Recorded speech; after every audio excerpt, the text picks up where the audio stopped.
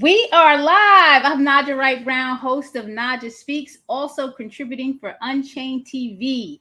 What are glorious faces, and do you have one? Here to tell us how to get one is Keila Evans. How are you doing this morning? I'm doing amazing. I'm doing amazing. Alive living. I know, and you couldn't ask for any more because we're blessed, in the world and things that are going on. We want to make sure we are living. So, Keila, I have you here today because I met you through an event that we did in East Baltimore, the Keep It Fresh Fest, and you provided face painting services not just for the children, for adults, because I even got one. Yes, Right. yes, you So did. please, and you also happen to be vegan or Yes, plant based, right? yes, yes. Talk to us about your vegan plant based journey. How did it start?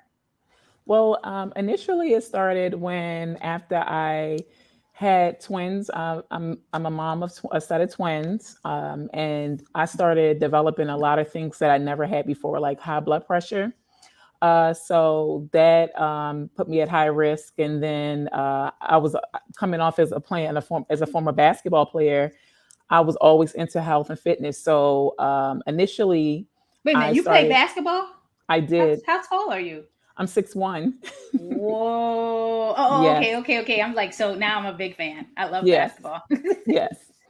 And so after that, I started going on my fitness journey again because I was accustomed to always working out. But however, things had changed a little differently with my health after delivering the twins. So after I started eating clean, initially eating clean just started with cutting out red meats altogether, which I always ate in moderation, not a lot of, to just doing clean eating with like a pescatarian lifestyle with mostly veggies. And then every other week I would just eat just a lot of veggies because at the time I wasn't really educated on those opportunities in restaurants to actually go vegan. And I was still in the process of trying to figure things out as well.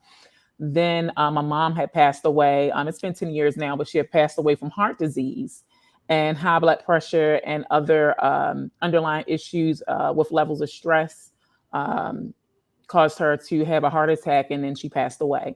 So after that, I wanted to kind of break the cycle of the women in my family, which means my mom and my grandmother. My grandmother died at 60. My mom died at 56 years old.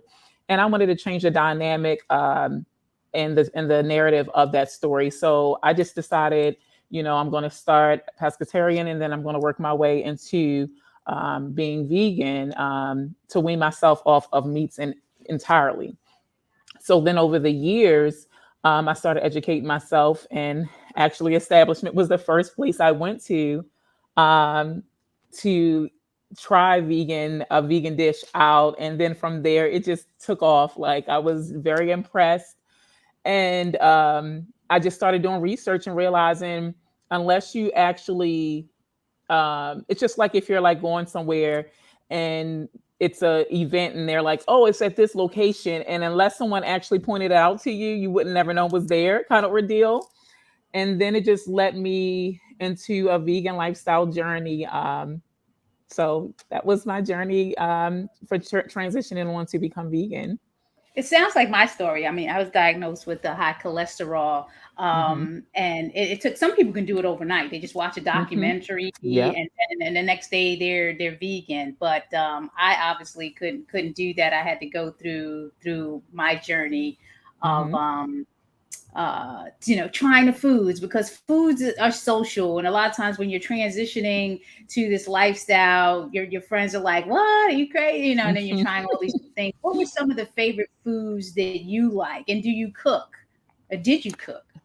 So initially, because I'm introducing my twins and they're 13 now into different vegan dishes. So I really start off at the restaurant level because I'm still learning. So I transition to okay, I'm doing a lot of plant-based things at home, but when it comes to other things that are very tasty and seasoned correctly, and I'm just not really as educated on different dishes that I per se enjoy. So it's just kind of like before my transition. If it was something that was like a specialty dish, in my mind at the time that I felt like I was going to be defeated and couldn't cook, I would go out and get it. But with all the other dishes, I do like kale salad.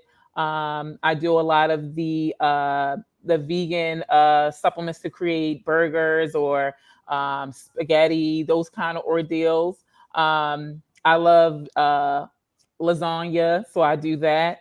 But mostly at home, I do a lot of vegetable dishes because I'm still trying to figure things out on that level. But I still cook for my kids. They still have a diet of vegan dishes here and there, but I'm more educated in that level because I've obviously out of as long as I've been on this earth, I'm more educated in that level, but in the sense of still trying to figure out to create those favorite dishes that I go to like your restaurant or others, local vegan restaurants around if I really want something. So that's like my treat. So And Tom is tuning in, one of our loyal viewers. You need to go to Land of Kush if you haven't done so already. Tom, I think you missed the part where she said that's yes, where she started. She went to, that what was was the the first thing first. you tried? Yeah, what did you have on the Um, menu? so I tried the curry and Okay. I really enjoyed that. I was like actually surprised because prior to my transition, I did enjoy Jamaican dishes, and then after that, I tried the vegan mac, so I enjoyed that because that was like a thing that my transition was very hard with cheese. I had a thing for cheese initially, but then I tried the vegan mac and I enjoyed that. So, and then obviously I just started trying everything because when you start that journey, you want to see, and for me, it wasn't about necessarily things have to taste like meat. That wasn't my ordeal. I wanted to be as satisfying as it was before my transition. Right. So yeah.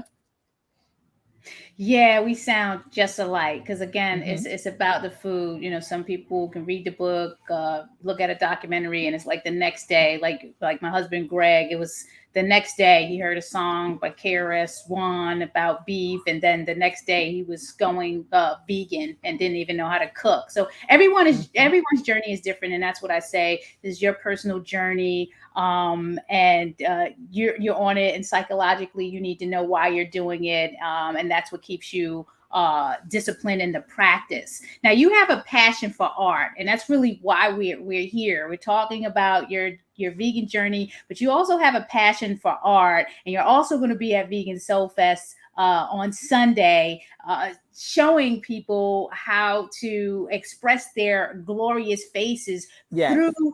face painting and art. Now, people think face painting is just for children, but let me tell you something. When I was at the Keep It Fresh Fest, I took it upon myself to get my face painted with the BBS on a cheek, and it just opened up the world for other adults to get Yes. their face painted at that event, right? Talk to us Yes. about your Absolutely. artistry and this journey with glorious faces.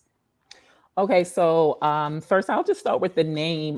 Glorious was actually my mom's name, and I decided to, in her memory, name my business because it just glorious is just such a powerful and beautiful word um, to express art. So I said, okay, well, I think I'm going to.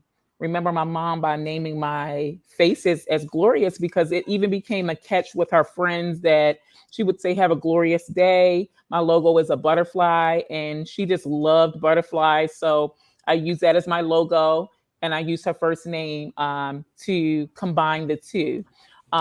So my inspiration of why I was interested in art and became an artist before I even started to be a face painter started out as a very young kid. I grew up on Bond Street, which was 2 blocks before you reach the Blacks and Wax Museum. And I just remember that whole experience with the how you can create out of using molding clays and different materials, people that look so realistic. I was very um, impressed by that and a little scared at that age at the time, because I remember I was about 5 or 6 years old when my mom took myself and my siblings there. And then my mom just always exposed us to the Artscape, AFRAM. She collected art. She was a book lover. So anything that required imagination or things of that nature, that was like something that always stuck with me. So as I There transitioned to, we yeah, go. yeah, Right there with the BBS. We're on your Instagram page looking at stuff. yes. So as I transitioned to as an artist and grew as an artist, a lot of my friends were convincing me that I should do face painting. They saw a lot of my artwork that I have done in the past, and they said, you know what, Keila, you need to be a face painter, because not only is it a lucrative business, but I think you'll do amazing. You work with kids, you know, you're an art teacher. So why don't you just combine the two and make it a small business? So in the beginning, I was a little apprehensive about it, because I was thinking, you know, drawing on a canvas versus drawing on someone's face was like two totally different things.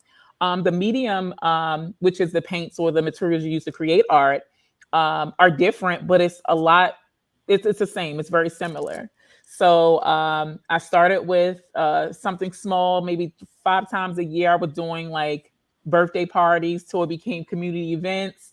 Till it grew, and adults as well enjoy it. They love it more than the kids do, because it kind of like brings out their inner kid in them, or they've never gotten it done in their whole entire lives. And I never got face painting done my entire life until when I started kind of learning the paints to try to draw these particular cartoons and things as body art. And then after that, I said, oh, okay, this is not too bad, because I just kind of wanted to, you know, experience it from the other side of what it felt like. So when I'm handling my customers or the children, I know what I'm doing. So that's how my interest peaked from art to customizing clothing and other things that my customers request of me to use my artistic ability. Um, so yeah, that's pretty much it. I majored in art in college. I just love art. Like, it just gives me this amazing feeling when I'm around people conducting fun and paints and sipping paints. Just the reaction, the therapeutic part of it that it gives people, the enjoyment. Um, it gives them a glorious experience. So I enjoy what I do. So And that's the reason why I'm so excited about you being at Vegan Soulfest on Sunday. And I'm just hoping folks come out with the children, or if they come yes, out, they come and get their faces done. You'll be in the Black Veg Society booth from 1 p.m. to 6 p.m. So that's yes. Sunday, August 21st. Are you excited? Have you ever been to Vegan I Soulfest? with again from over the years, my business growing with sipping paints, fun and paints for the kids, and face painting. I always miss it, so I'm like really excited to actually be there in the physical, meeting other vegans, socializing with other people that may not be vegan but want to know a little bit more about my experience, about my journey, to not only give them services for them or their kids for painting, but also to maybe leave an impression on them where they can eventually wean themselves from one lifestyle to the next lifestyle for a healthier experience. So I'm excited. I am too, and I got to bring up this logo of Vegan Soul Fest. So if people don't know, Vegan Soul Fest is coming up next weekend from Friday the 19th to Sunday to the 21st. We have an incredible music lineup. Starting on Friday, DJs, headliners, Saturday the same, and then on Sunday, which is a perfect day to come out. All the days are going to be perfect. But Glorious Faces will be there. We'll also have Plant Based Dripping Gray headlining before Ro James comes on. So it's going to be an amazing weekend. So you got to go to vegansoulfest.com and get your tickets. 10 and younger with a paying adult is free. So if you got a child, 10 and younger, you're paying adult, you can get in free. So that's two of y'all can get in free, 10 and under, and definitely get your face painted. You don't have to pay for that. It is free, being sponsored by Black Veg Society. Um, t- do you have any examples of some of the experiences with the children and adults that you have face painted? I mean, I probably can count on my hands the number of times that I got my face painted. And then I don't know, it was something about the energy that June at the Keep It Fresh Fest that made me just want to be involved with, hey, let me just get this whatever it was on my face. So I didn't get the whole front. I just said this BBS. And then Yes. someone saw me, an adult saw me, and then another adult came, Yes. and then another, and then, you know, there was someone with like 4 or 5 kids, and it just created this whole energy around adults getting their face painted. Because a lot of times we get to this certain age and we got to act, you know, sir, like, I'm Yes. old and all Yes. like, come on, give me a break. You know, you are as old as you think you are. And sometimes we got to bring that youthful, joyful feeling back into us. And that face painting, I mean, people that go out for like the Halloween and those costume parties, they really get it, they understand. But a lot of times, you know, people are walking around like old fogies and you know, be part of the party, you know, have some exactly. fun. So I'm excited about you being there on Sunday. But talk about some of those experiences that people have had by getting their face painted. So the kids are so enthusiastic about, most of the time the kids know what they want. So I'm going to start from the kids experience. My So daughter. they're like, yeah, she was ready for her unicorn. They usually either are educating me. It's funny because I have these faces that I've done over the years where I never need a reference for. That's how long I've been doing this, for the last now 7 years. And they get up there, they're requesting Marvel comics, or the girls love the flowers, the roses, the unicorns, the butterflies, little heart symbols, princess crowns, things of that nature. And then you have these requests where, because my twins are they just turned 13 this year, and I'm not a mom of a toddler anymore, besides the little things that my fun kindergartners at my school teach me here and there, like, Miss Evans, do you know this or that? I'm not really up to date on what's in. So they'll give these requests, and then I'm just kind of thinking like, what was that? Wait a minute, let me get my phone, because I want to make sure that when they leave out of my chair, they have this experience that they will never forget. And the picture here is the Pinocchio for it was American. I forgot what it's called. It's like a holiday where basically you focus in on the books that the kids read, and you come up with your favorite story. So Wow. Pinocchio was one of my favorite stories because it obviously obviously it was fictional, but it taught a lesson. And that's one of the things that I enjoyed as a reader, as a young kid, about those Aesop fables, or those stories that taught you a lesson, so that way you can become a better person. And so I wore the Pinocchio, and the kids were like, some of them knew, some of them didn't, because that was more of my generation on back about Pinocchio. It's not as popular unless you introduce your child to it. So they were Right. asking me what I was. And I do a lot of arts integration in my school, where I teach a art based lesson, but I bring literature or math or science or history into it. And by the time I played the original Pinocchio, they were amazed, and they knew about lying, or telling stories, should I say. Yes. So it was a very invigorating experience, because the kids now know who he was. And then they could put the picture with the face, and they were like, Miss Evans, you look just like Pinocchio. They were just so excited.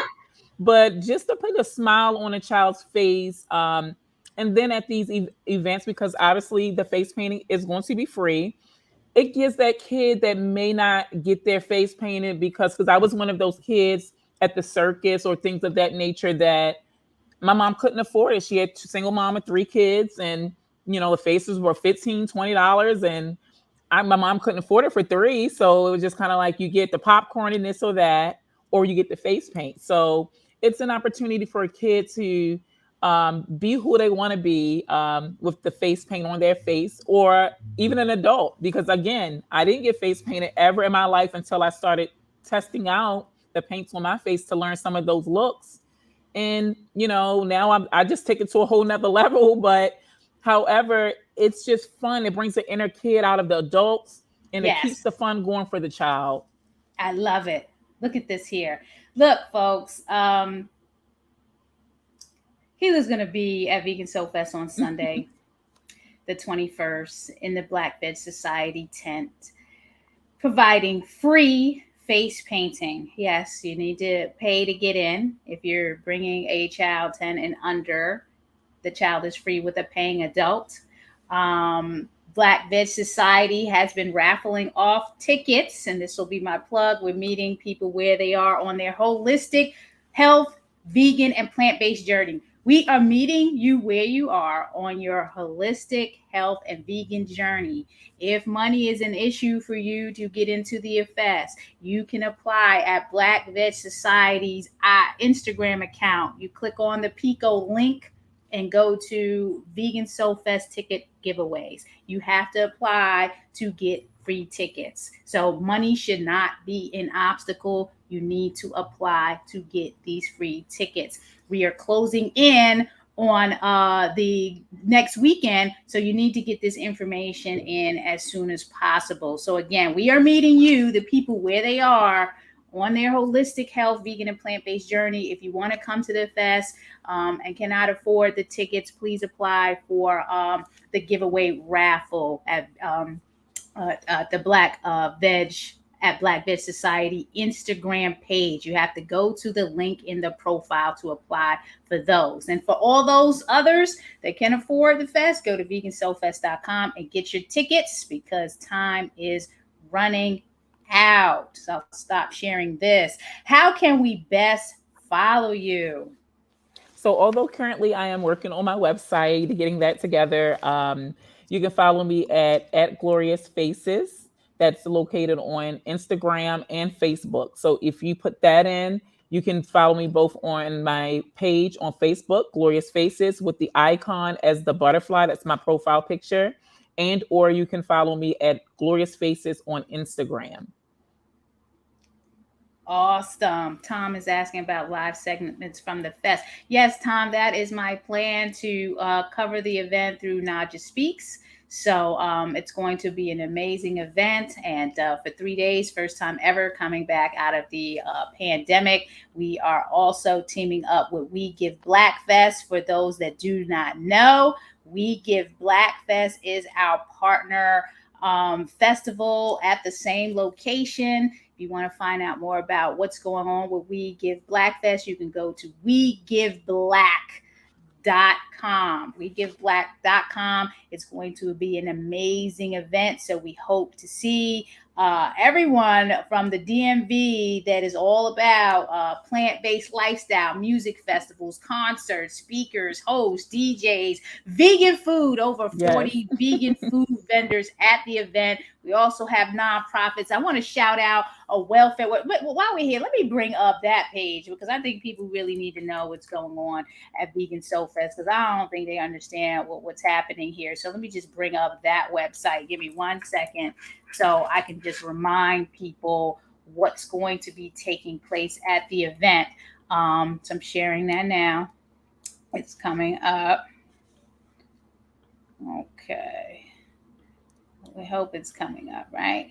Vegan Soulfest. There we go. So Vegan Soulfest, if we can see that, you got your main stage lineup again on Friday. If you're looking for the concert type of stuff, Bilal, Mumu Fresh, we got the DJs there, and some local talent from the DMV area. They'll be performing August 20th. We'll have Daly and Jay Nova, both vegan artists. These are vegan artists that are performing and headlining on Saturday the 20th. We got DJ Tons and Queen HD, the DJ. DJ Kavum, also plant based, coming in from Denver, doing his thing, and other local talent. Then on Sunday, where Keila will be doing the face painting from 1 to 6, right before Ro James comes on, who's headlining, Mhm. also plant based, dripping gray. And we have DJ So and DJ Ty Alexander DJing. She DJed for Slutty Vegan when Slutty Vegan was in town this summer, and then some other local artist Javier Starks is also plant based, so can't wait to see him. It's going to be a great time. So you got to get this tickets. Vegan Soulfest is going to be where food, music, wellness, and impact are going to be coming together for 3 days. We're bringing together individuals from around the world to celebrate. It's a celebration. It's also a give back as well. Plant-based food, amazing music, and soulfully diverse community. We are so much more than the typical festival that people are trying to coin us to be. This is so much more than your typical festival. It's going to be a totally different experience. Again, mouth-watering vegan grub in the conscious market with the over 40 vegan and plant-based vendors. Music for the soul. It is a soul fest. So, music for the soul on the main stage, if that's what you're about, or just take it all in with some education. If you want to get there early and listen to the speakers, whether it's on the Vegan Soul Fest side or the We Give Black side, and also the cooking demos. Monica Monique Koch, the Brown Vegan, is going to be there doing cooking demos. We have Black Veg Society cooks, Afro Vegan Society chefs going to be doing demos. And then you're going to get another fest for the price of one. So we're partnering with Collectively in their inaugural. This is their first We Give Black Fest, because we need to be giving back to Black. And people Yes. really need to be supporting this festival because of that. You're supporting Black-led organizations in the city of Baltimore, two being Afro Vegan Society and Black Veg Society, along with the collective of collectively Black-led organizations that they support. So we're empowering Black-led social change organizations by increasing the visibility of their work and providing resources for their success and cultivating greater impact in Baltimore. So it's all about Baltimore. We are on a mission to save the planet. You have to be there. If you're not there, then I don't know. I wish you well, but please, vegansoulfest.com, go get those tickets. Any other thing that we can add to this before we leave out?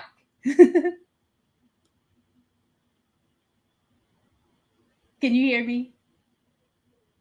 I can't hear you. You muted yourself. Did you mute your mic? Keila muted your mic. I can't hear you.